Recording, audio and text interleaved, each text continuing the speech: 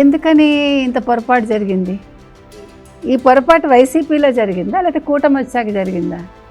ఇప్పుడు మరి కూటమి దృష్టి పెట్టింది కాబట్టి ముందు అసలు ఫస్ట్ వెళ్ళి విల్లా ఒక షూట్ చేసి ఎవరెవరు లోపల ఉన్నారు అంటే ఎంతమంది ఆ విల్లాలో పనిచేసిన వాళ్ళు పడుకుంటున్నారు, వాళ్ళకి ఏ రకమైన సౌకర్యాలు వీళ్ళు కల్పించారు, ఎంతెంత జీతాలు ఇస్తున్నారు వాళ్ళకి అంటే పడుకోవటానికి అక్కడ ఉండటానికి, ఇవన్నీ కూడా ఒక పరిశోధన చేయాలి.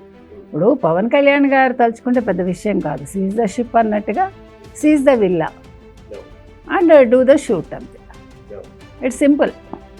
అప్పుడు మొత్తం పెద్దిరెడ్డి గారి పెద్ద హృదయం ఏంటో, పెద్దిరెడ్డి గారి పాపం ఆయన మామూలుగా దోచుకున్నది కాదు కదా, గనులు మద్యం అంటే ఏది ముట్టుకుంటే అది ఆయన స్కామ్ కిందకు వస్తుంది.